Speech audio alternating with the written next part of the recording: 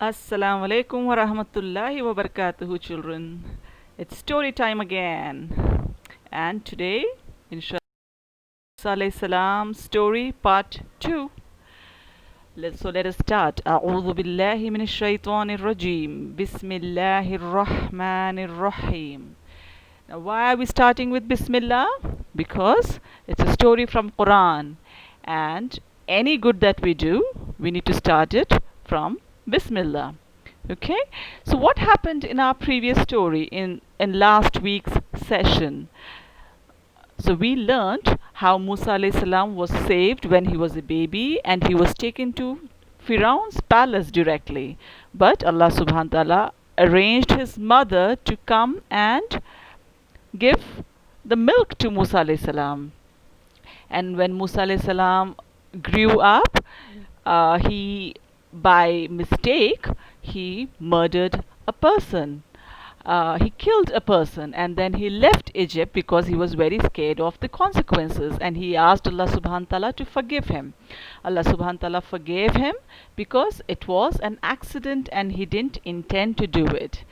And there Musa alayhi salam, outside Egypt, he stayed for 10 years, and after those 10 years Allah subhanahu wa ta'ala gave him the prophethood and ordered Musa alayhi salam to come back to Egypt and give the message to Firaun and his people to stop doing the atrocities that they were doing on people of Israel and believe in Allah, the one true God. And we also came to know about the contest that the magicians had against Musa alayhi salam. And who won the contest? Of course, Musa alayhi salam. Seeing this, Firaun was very angry and he ordered all the magicians to be killed. Now we also saw the punishments that Allah subhanahu wa ta'ala sent on the people of Egypt. First it was the drought, then it was the floods, then the lice, then the frogs, the locust, and at the end it was the river Nile turning into blood. So this was what we learnt in part 1. So today in part 2, oh, by the way, this is Muqita Mehboob, your storyteller. So in part, what happens now? Okay.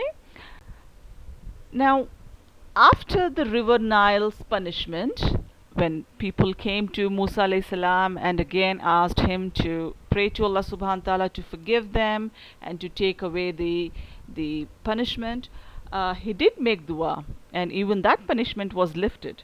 But soon after some time, they went back to their own ways. Firaun still considered himself to be God, and he didn't stop punishing um, or giving any difficulties to the people of Israel. He was still being very bad and still tormented the people of Israel. So Musa alayhi salam, at the end, he made this dua: "O Allah, destroy their wealth." Whose wealth?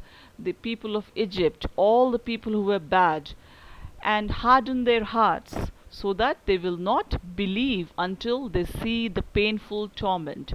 So they will believe, but when will they believe? Only when they see a very painful torment in front of their eyes. And what happened? Allah subhanahu wa ta'ala accepted this dua and he said, "Okay, Musa, I accept your dua, and you need to stay steadfast. So you need to carry on giving the message that you have to give. You need to do the mission that you have been selected for." So after making this dua, ordered Musa alayhi salam to take his people, the people of Israel, out from Egypt. Musa alayhi salam left Egypt in the darkness, in the middle of the night, and before leaving, they took all the gold that they had with them. So they took everything that belonged to them, every precious thing, and they left Egypt. So when they so this is where they were, Egypt, and then they headed towards the Red Sea, which is in between Egypt and Saudi Arabia. So morning, they had left at night, and all the night they walked, and by morning they reached the Red Sea. But what happens? The army of Pharaoh was after them. The army wanted to capture the men of Israel and bring them back to Egypt because they were the slaves. And if they leave the place, who's going to work for Pharaoh? So Pharaoh ordered his army to follow them and arrest them. And now this was the problem for the people of Israel, the followers of Musa, because behind them it was the army of Pharaoh, and Pharaoh himself was there to capture them. And in front of them it was the sea. So, was there any escape for them? It looked very difficult. So they said, "Oh Musa, shall we return to Pharaoh and ask for forgiveness? Because it looks as if we are doomed to die." So Musa alayhi salam said, "Have faith in Allah." Now this is a very important lesson for us. Even when we saw problem in front of us, problem behind us, Musa alayhi salam told his people to have faith in Allah, and Allah will definitely help. So just Subhanahu wa ta'ala ordered Musa alayhi salam to hit the sea with his staff, to hit the water.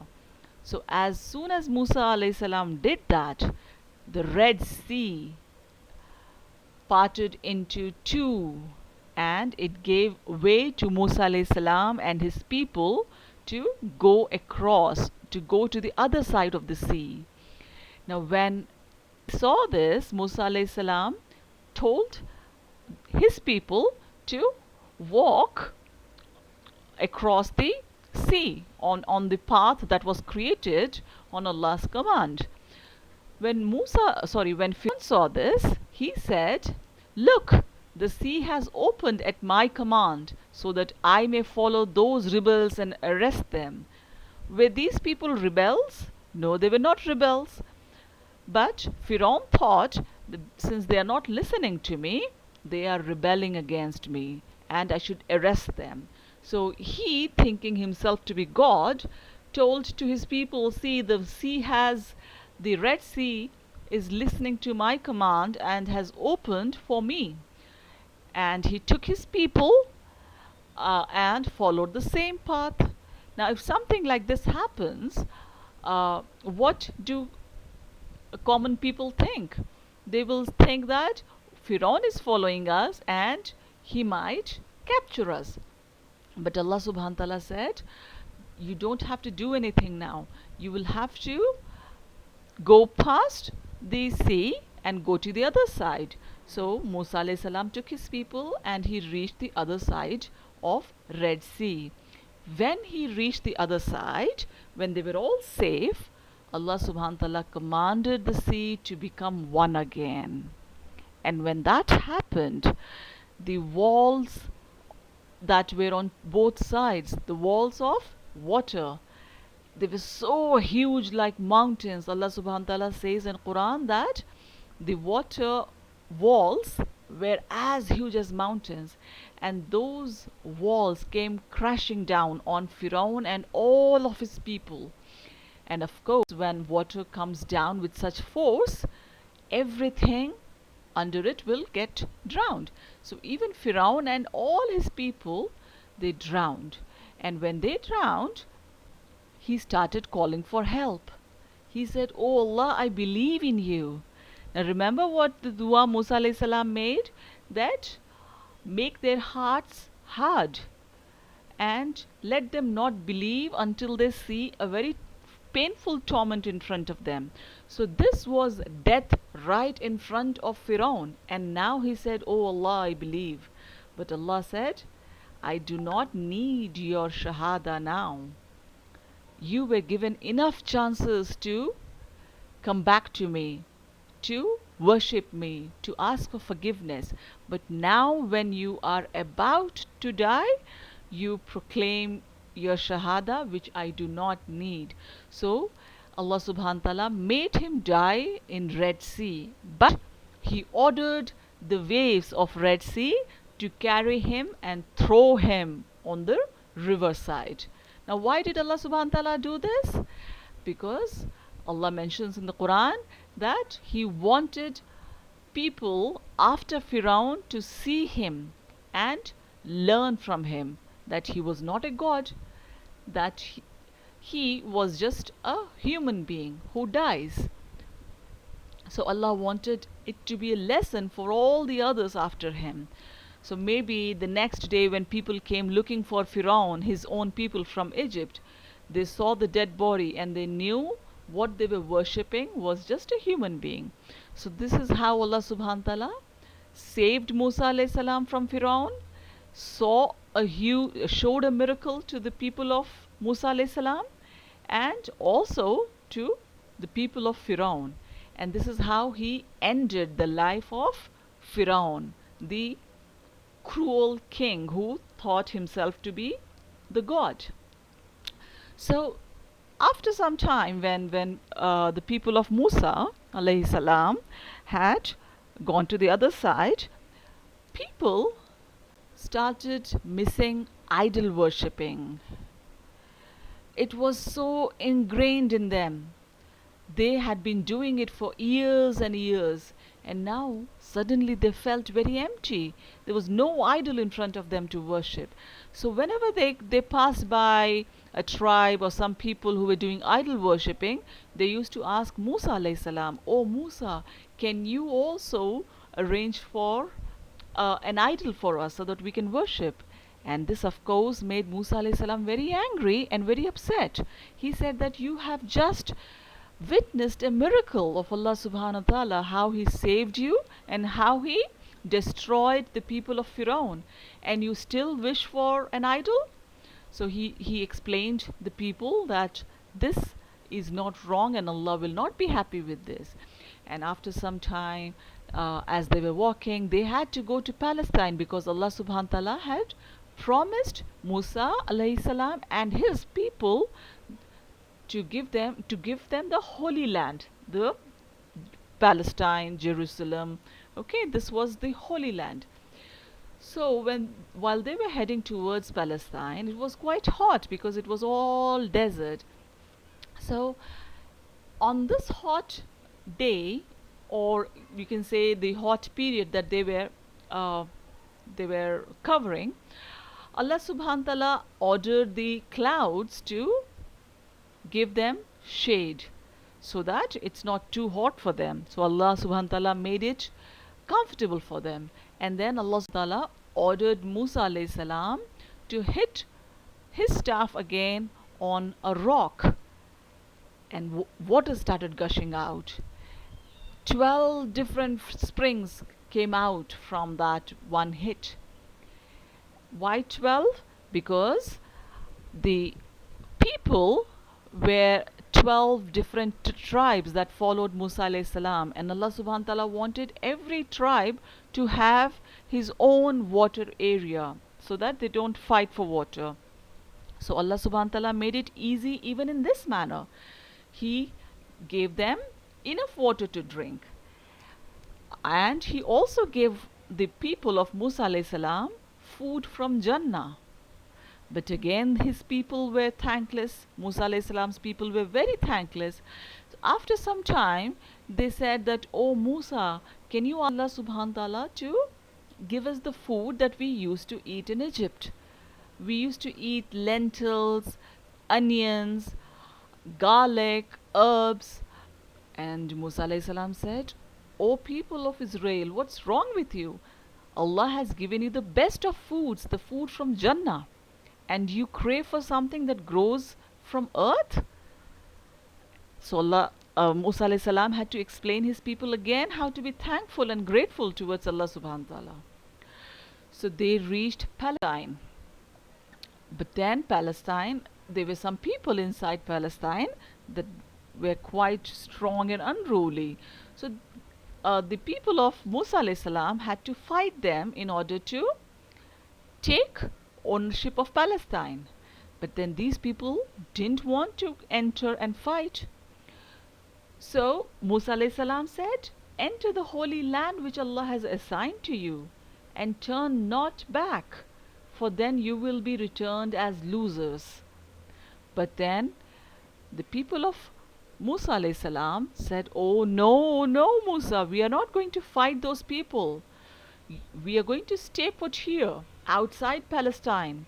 You and your Rabb, why don't you fight? And when you have gained victory over those people, then you let us know and we will come inside." So Musa alayhi salam again made dua to Allah subhanahu wa ta'ala and said that, "Oh Allah, I am not responsible for what these people say. I am responsible for myself and for my brother Harun. So please look into this matter." And Allah subhanahu wa ta'ala punished these people, and Allah subhanahu wa ta'ala made them wander into the desert for 40 full years. So for 40 years they had no place to settle in. So they didn't enter a city or a village, any such place. So they kept wandering for 40 full years.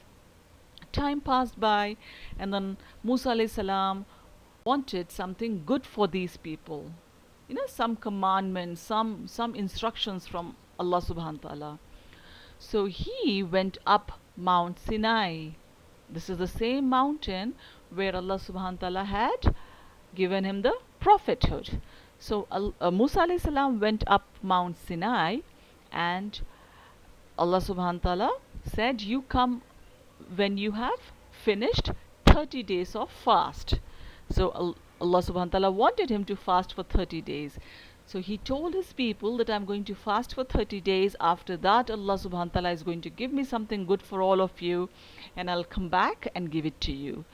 But then what happened? On the 30th day, when he was supposed to go up and speak to Allah subhanahu wa ta'ala, he felt that, "Oh, I have been fasting and my mouth stinks. So I cannot speak to Allah subhanahu wa ta'ala with this smell coming from my mouth." So he ate a bit of a plant to freshen up his smell.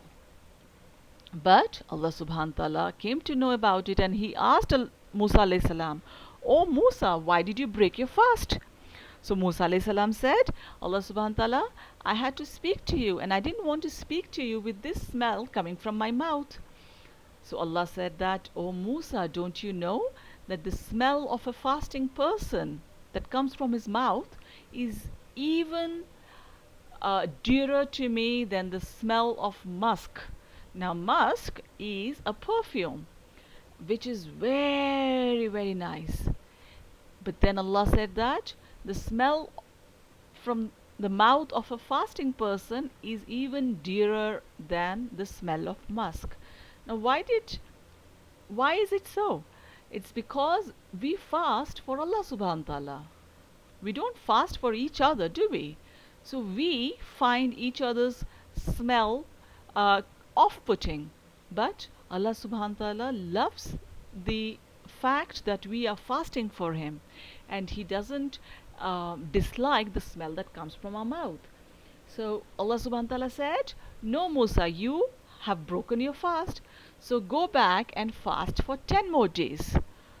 So this altogether became 40 days. Now the people of Musa alayhi salam thought he's going to come back in 30 days, but they didn't know why 10 more days were extended. So when he went up Mount Sinai, got the commandments that we know as Torah, and came back with the Torah to his people, what did he see? He saw them worshipping a calf, a baby cow made of gold. So they had melted all the gold that they brought from Egypt along with them, and they made a calf out of it, and they started worshipping. Why did they worship? Who gave them the idea? And what made them think that this is the God? All this is a story for another time. So in today's story, we understood how Allah subhanahu wa ta'ala saved Musa alayhi salam and destroyed Firaun and his people, and he was merciful towards the people of Israel. Okay, so let's have a very quick quiz. Can you tell me why did Firaun follow Musa alayhi salam and his people? Why did he come after them? He came after them because he thought that these people are rebelling against me. They are not listening to me. When I said they cannot leave Egypt, they all decided to leave. So he went to capture them. How did Allah subhanahu wa ta'ala save Musa alayhi salam and his people? Allah subhanahu wa ta'ala asked Musa alayhi salam to hit the Red Sea, and the sea split into two parts, which gave way for Musa alayhi salam and his people to go to the other side. And that is how Allah subhanahu wa ta'ala saved the people of Musa alayhi salam. How did Allah subhanahu wa ta'ala punish Firaun and his people? Now this is very interesting. Allah subhanahu wa ta'ala allowed Firaun to enter the path that was created after the sea had split open. But in midway, Allah subhanahu wa ta'ala commanded the sea to become one again. And this is how Firaun and his people were drowned and they died in the sea.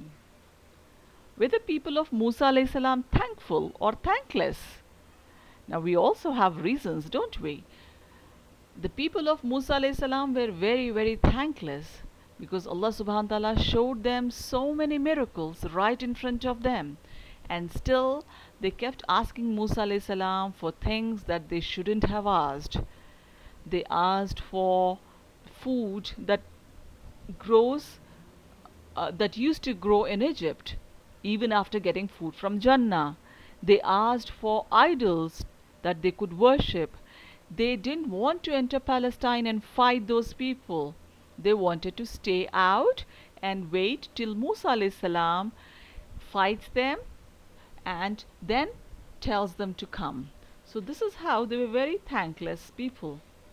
Did the people of Musa enter Palestine? I have already given the answer.